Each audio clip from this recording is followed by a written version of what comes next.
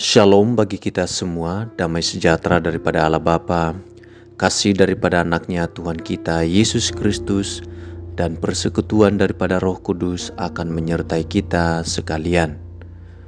Bersama saya Pendeta Jaya Hulu dalam program Renungan Pagi.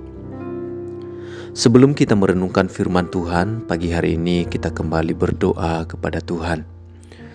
Bapa, aku mengucap syukur kepadamu buat kasih karuniamu yang telah kuterima di sepanjang malam hari ini, sehingga pagi hari ini aku bangun dengan tubuh yang sehat dan kekuatan yang baru daripadamu. Suatu kesempatan yang indah aku kembali merenungkan firman-Mu ya Tuhan, karena aku tahu bahwa ketika aku hidup di dalam tuntunan-Mu, maka aku akan memperoleh kehidupan yang bermakna, kehidupan yang berguna dan berbuah bagi banyak orang. Berbicara bagiku pada pagi hari ini ya Tuhan, di dalam nama Tuhan Yesus aku telah berdoa, amin. Perenungan pada pagi hari ini kita ambil di dalam Matius 24 ayat 12-14. Demikianlah firman Tuhan. Dan karena makin bertambahnya kedurhakaan, maka kasih kebanyakan orang akan menjadi dingin. Tetapi orang yang bertahan sampai pada kesudahannya akan selamat. Dan Injil kerajaan ini akan diberitakan di seluruh dunia menjadi kesaksian bagi semua bangsa. Sesudah itu barulah tiba kesudahannya. Saudara-saudari, orang yang sungguh-sungguh berharap bahwa Yesus akan segera datang kembali ke dunia akan memberitakan Injil dengan penuh semangat. Tidak jarang orang hanya sibuk meramalkan kapan Tuhan Yesus datang kembali ke dunia, namun mereka melupakan tujuan dari kedatangannya yang kedua kali tersebut. Apabila orang menyadari bahwa pada saat itu Yesus datang sebagai sang hakim yang mengadili semua orang, baik yang sudah mati maupun yang masih hidup, maka mereka akan bergiat untuk memberitakan Injil. Hal ini adalah agar sebanyak mungkin orang yang mengenal Tuhan Yesus sehingga mereka siap untuk berjumpa dengan Dia pada saat kedatangannya kembali ke dunia. Kaitan antara kedatangan Tuhan Yesus kembali ke dunia dengan pemberitaan Injil ini dikemukakan oleh Tuhan Yesus sendiri di dalam Matius 24. Di situ dicatat apa yang Ia ajarkan kepada para muridnya tentang tanda-tanda dari kedatangannya yang kedua kali nanti. Di antaranya yaitu bahwa Injil Kerajaan Allah akan diberitakan di seluruh dunia untuk menjadi kesaksian bagi semua bangsa. Ia berkata sesudah itu barulah tiba kesudahannya. Dengan berkata demikian, Yesus menegaskan bahwa Ia tidak akan datang kembali ke dunia sebelum Injil diberitakan di antara semua suku bangsa. Oleh sebab itu, orang yang benar-benar merindukan kedatangannya akan bersemangat untuk memberitakan Injil. Demikianlah kehidupan kita semestinya pada saat ini. Lebih giat lagi di dalam memberitakan Injil Kerajaan Allah dan keselamatan yang Tuhan telah anugerahkan bagi umat-Nya. Pertanyaannya bagi kita adalah, sudahkah Anda bersemangat untuk memberitakan Injil kepada semua orang?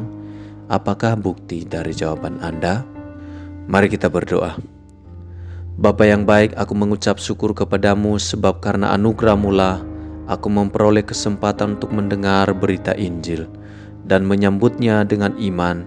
Oleh anugerah yang menyelamatkan tersebut, aku memiliki jaminan yang pasti bagi masa depanku, baik untuk masa hidup di dunia yang sekarang aku jalani ini, maupun juga nanti di masa kekekalan. Tolonglah aku untuk mensyukuri anugerah-Mu itu dengan membagikan berita Injil kepada mereka yang belum percaya kepadamu. Penuhilah hatiku dengan kasih-Mu sehingga aku dapat memberitakan Injil-Mu tanpa ragu maupun malu. Tuhan, mengawali hari yang baru ini, aku mengucap syukur kepadamu karena kemurahan-Mu juga selalu baru bagiku. Dengan penuh pengharapan aku menyongsong hari yang akan kulalui dengan yakin bahwa sesungguhnya Engkau menjamin kehidupanku. Tolonglah diriku agar mampu mengisi hari-hariku dengan kehidupan yang penuh hikmat, tidak sia-sia, serta memuliakan nama-Mu. Sertailah diriku dengan hikmat-Mu, tuntunlah hidupku di jalan-Mu, jadikanlah diriku saluran berkat bagi banyak orang, dan aku berdoa juga bagi mereka yang ada di sekitarku ya Tuhan. orang tuaku, saudara-saudariku, kerabatku, dan orang-orang yang dekat dengan kehidupanku. Kiranya Engkau yang memberkati mereka, kiranya Engkau yang menuntun mereka kepada jalan-Mu yang benar. Aku membawa bangsa dan negaraku ke dalam tangan Tuhan.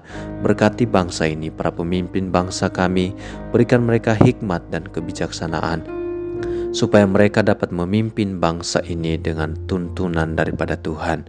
Hamba berdoa juga buat gerejaku, para pemimpin gerejaku, ya Tuhan, berkati mereka, supaya mereka boleh mencintai Engkau lebih dari segalanya, dan mereka dapat menjadi teladan bagi umat-Mu, sehingga nama Tuhan dipermuliakan atasnya. Terima kasih ya Tuhan Yesus. Aku mengucap syukur kepadamu karena Engkau telah mengajarkan aku untuk berdoa. Bapa kami yang di surga, dikuduskanlah namamu, datanglah kerajaan-Mu, jadilah kehendak-Mu, di bumi seperti di surga.